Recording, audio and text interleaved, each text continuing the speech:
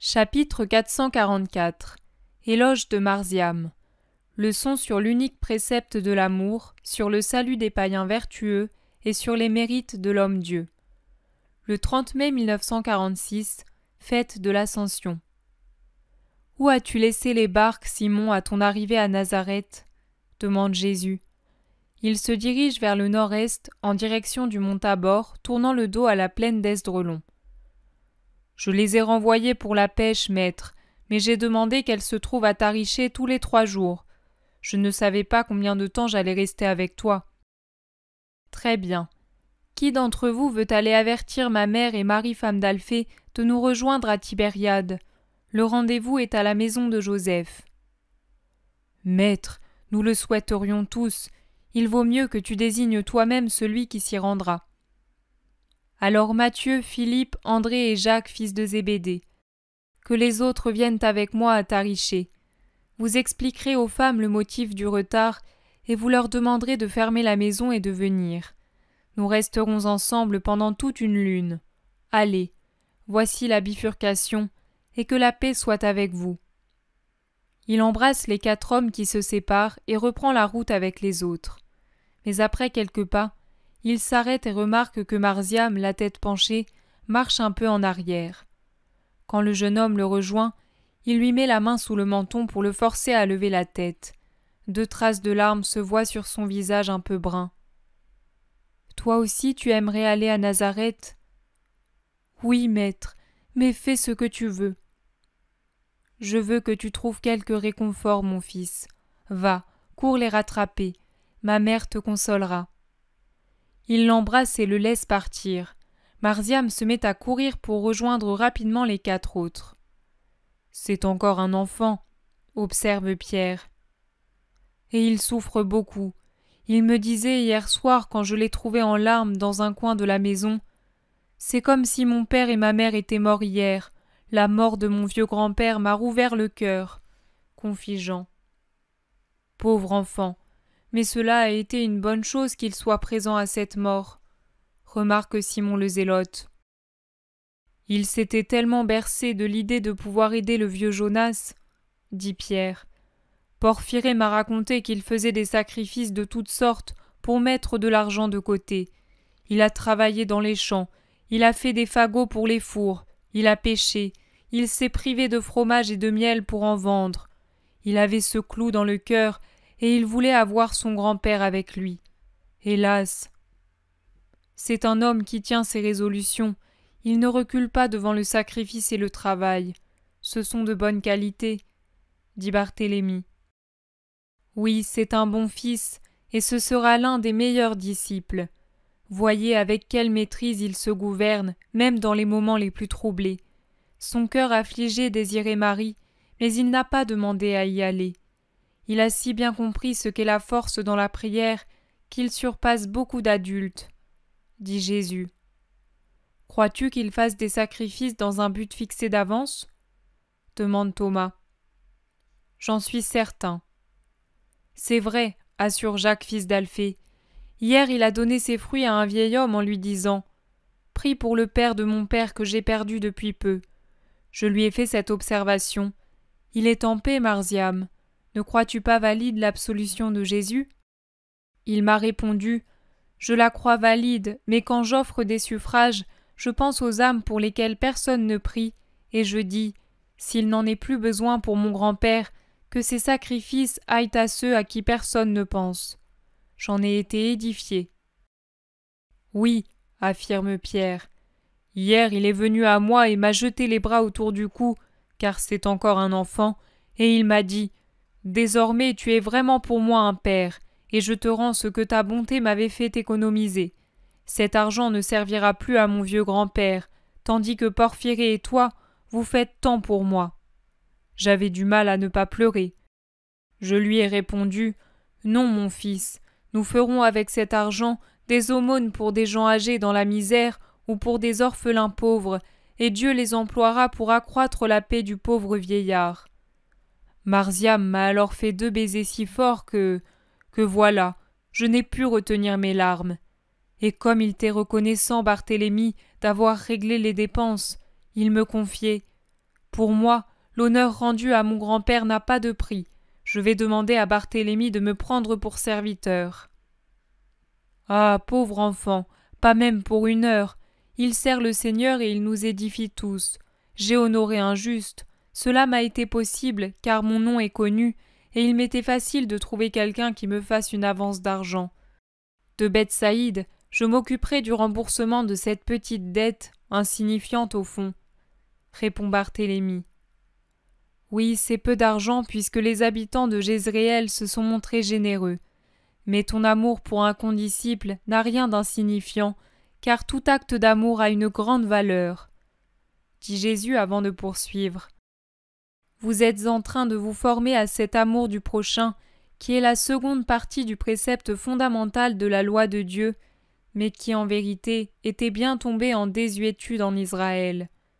Les nombreuses règles, les minuties qui ont succédé à la loi du Sinaï, droite et complète dans sa brièveté, ont défiguré la première partie du précepte clé en le réduisant à une foule de rites extérieurs auxquels il manque de ce qui leur donne valeur, nerf et vérité, c'est-à-dire qu'il manque aux formes du culte extérieur l'adhésion active de l'intérieur avec les œuvres qu'elle accomplit, avec les tentations qu'elle repousse. Quelle valeur peut avoir aux yeux de Dieu l'exhibition d'un culte quand à l'intérieur le cœur n'aime pas Dieu, ne s'anéantit pas dans un respectueux amour pour Dieu, quand il ne le loue pas et ne l'admire pas en aimant les beautés qu'il a faites, et pour commencer, l'homme qui est le chef-d'œuvre de la création terrestre? Vous voyez où en est arrivée l'erreur en Israël? D'avoir en un premier temps fait d'un précepte unique 2 préceptes, et par la suite, avec la décadence des esprits, d'avoir dissocié nettement le second du premier comme si c'était une branche inutile. Or, c'était loin d'être une branche inutile, il n'y en avait même pas 2. C'était un tronc unique qui, dès la base, s'était orné des vertus particulières des 2 amours. Regardez ce gros figuier qui a poussé au sommet du coteau. Il est né spontanément, et presque dès la racine, c'est-à-dire au sortir du sol, il s'est divisé en 2 arbres tellement unis que leurs 2 écorces se sont soudées. Mais chaque arbre a produit sa propre frondaison des 2 côtés, d'une manière tellement bizarre que l'on a donné le nom de maison du figuier jumeau à ce petit village situé sur la colline. Eh bien, si maintenant on voulait séparer les 2 troncs, qui en fait n'en sont qu'un, il faudrait employer la hache ou la scie. Mais que ferait-on? On ferait mourir l'arbre, ou si l'on était assez adroit pour faire passer la hache ou la scie de façon à ne blesser qu'un seul des 2 troncs, on en sauverait un.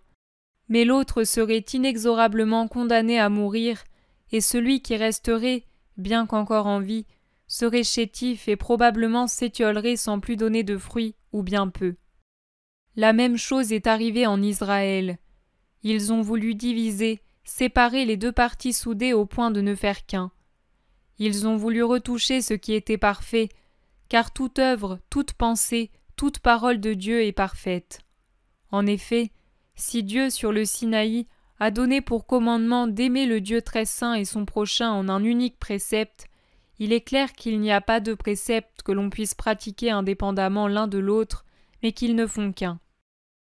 Comme je ne me lasse jamais de vous former à cette sublime vertu, la plus grande de toutes, celle qui s'élève avec l'âme au ciel, car elle est la seule qui y subsiste, j'insiste sur cette vertu.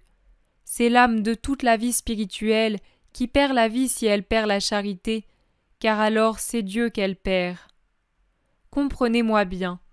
Supposez que 2 riches époux viennent un jour frapper à votre porte et demander l'hospitalité pour toute leur vie.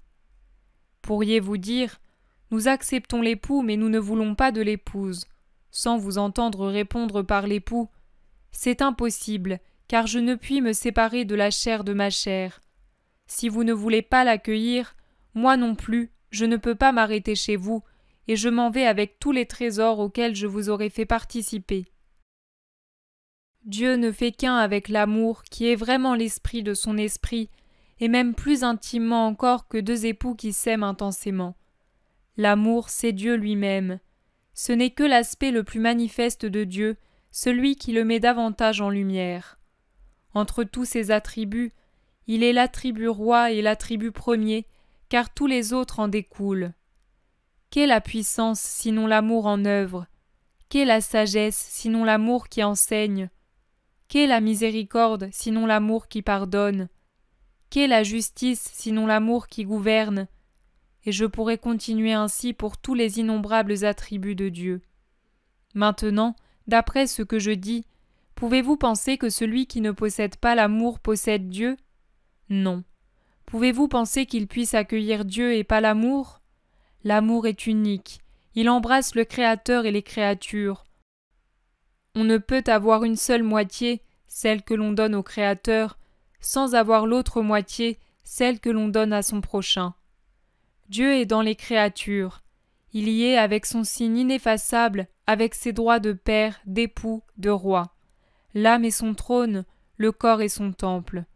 Par conséquent, celui qui n'aime pas son frère et le méprise, afflige, méconnaît le maître de maison de son frère, le roi, le père, l'époux de son frère.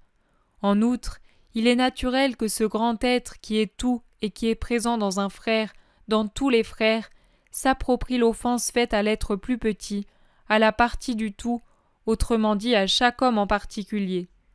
C'est pour cela que je vous ai enseigné les œuvres corporelles et spirituelles de miséricorde. C'est pour cela que je vous ai appris à ne pas scandaliser vos frères, à ne pas juger, à ne pas mépriser, à ne pas repousser vos frères, qu'ils soient bons ou non, croyants ou païens, amis ou ennemis, riches ou pauvres. Quand sur une couche s'accomplit une conception, c'est toujours par le même acte, qu'il s'agisse d'un lit d'or ou de la litière d'une étable. Et la créature qui grandit dans un sein royal n'est pas différente de celle qui se développe dans le sein d'une mendiante. La conception, la formation d'un nouvel être est la même partout sur la terre, quelle que soit la religion des habitants. Toutes les créatures naissent comme Abel et Caïn sont nés du sein d'Ève. Et à cette égalité de conception, formation et manière de naître des enfants d'un homme et d'une femme sur la terre correspond une autre égalité dans le ciel, la création d'une âme à infuser dans l'embryon pour qu'il soit celui d'un homme et non d'un animal. L'âme l'accompagnera de sa création à sa mort et survivra en attendant la résurrection générale pour s'unir alors de nouveau au corps ressuscité et obtenir avec lui sa récompense ou son châtiment selon les actions accomplies pendant la vie terrestre. Car ne vous imaginez pas que l'amour puisse être injuste. Ne pensez pas que doivent rester éternellement sans récompense tous ceux qui n'auront pas appartenu à Israël ou au Christ, même en pratiquant la vertu dans la religion qu'ils suivent, avec la conviction que c'est la vraie. Après la fin du monde, il ne survivra pas d'autre vertu que l'amour, c'est-à-dire l'union avec le Créateur de toutes les personnes qui auront vécu avec justice. Il n'y aura pas plusieurs cieux, un pour Israël, un pour les chrétiens, un pour les catholiques, un pour les païens. Il n'y aura qu'un seul ciel, et de même une seule récompense, Dieu le Créateur qui se réunit à ses créatures qui auront vécu dans la justice. En raison de la beauté des âmes et des corps des saints, il s'admirera lui-même en eux avec sa joie de Père et de Dieu. Il y aura un seul Seigneur, pas un Seigneur pour Israël, un pour le catholicisme, un pour chacune des autres religions. Je vous révèle là une grande vérité. Souvenez-vous-en, transmettez-la à vos successeurs. N'attendez pas toujours que l'Esprit Saint éclaire à nouveau les vérités après des années ou des siècles d'obscurité. Écoutez. Vous direz peut-être: mais alors, quelle justice y a-t-il à appartenir à la religion sainte si à la fin du monde nous sommes traités de la même manière que les païens? Je vous réponds, la même justice qu'il y a, et c'est la vraie justice, pour ceux qui, bien qu'appartenant à la religion sainte, ne seront pas bienheureux parce qu'ils n'auront pas vécu en saint.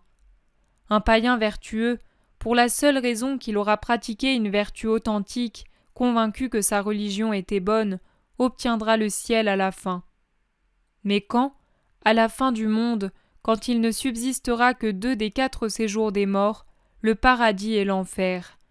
Car la justice, à ce moment-là, ne pourra que conserver et donner les 2 royaumes éternels à ceux qui auront choisi les bons fruits de l'arbre du libre arbitre ou voulu les fruits mauvais. Mais quelle attente avant qu'un païen vertueux arrive à cette récompense! Vous n'y pensez pas?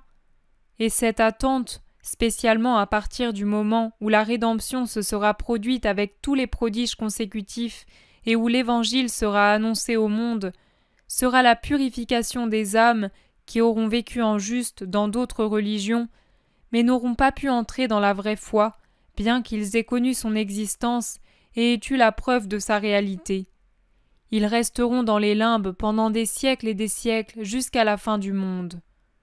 Pour ceux qui auront cru au vrai Dieu et n'auront pas su être héroïquement saints, ce sera le long purgatoire, et pour certains, il pourra se terminer à la fin du monde.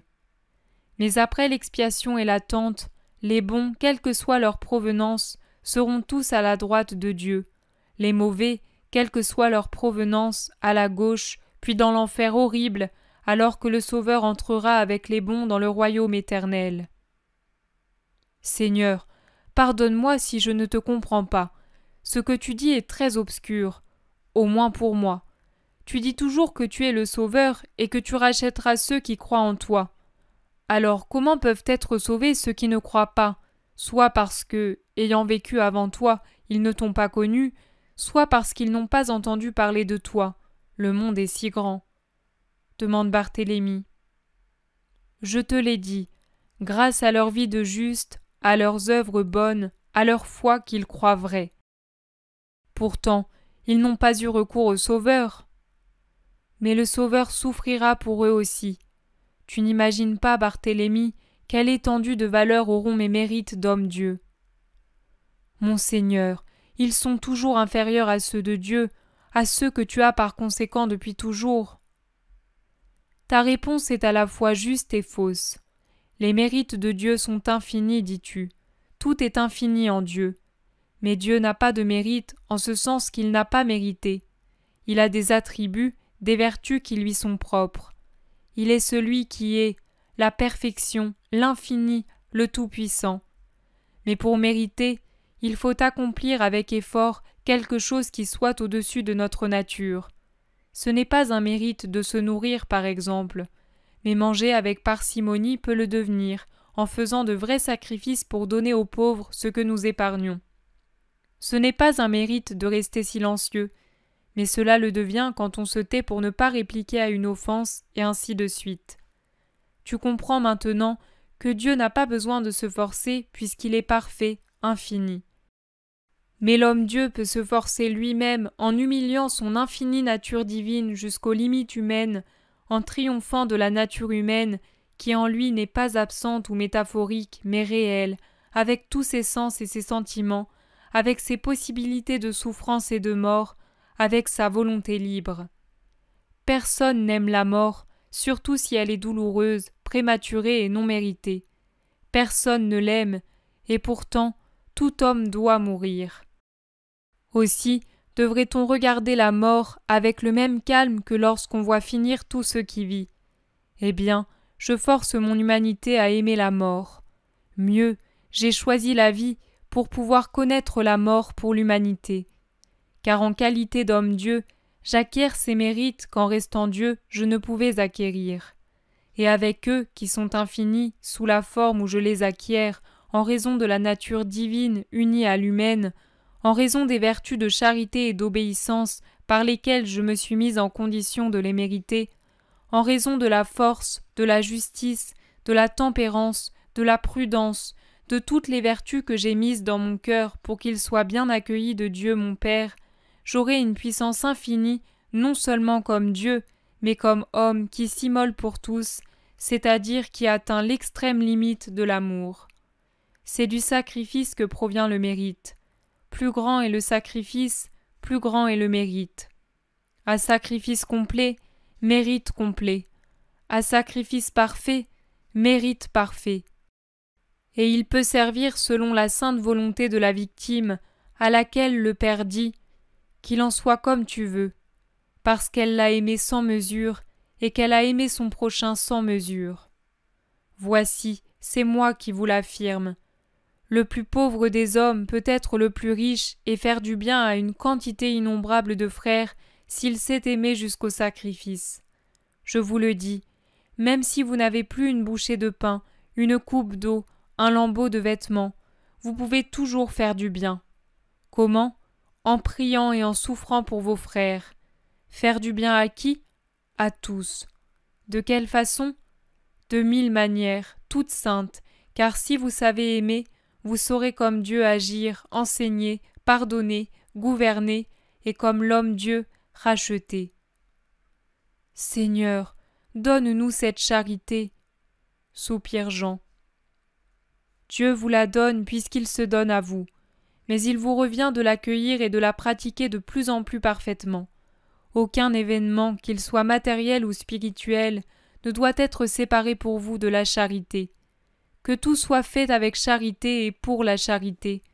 Sanctifiez vos actes, vos journées, mettez du sel dans vos oraisons, de la lumière dans vos actes.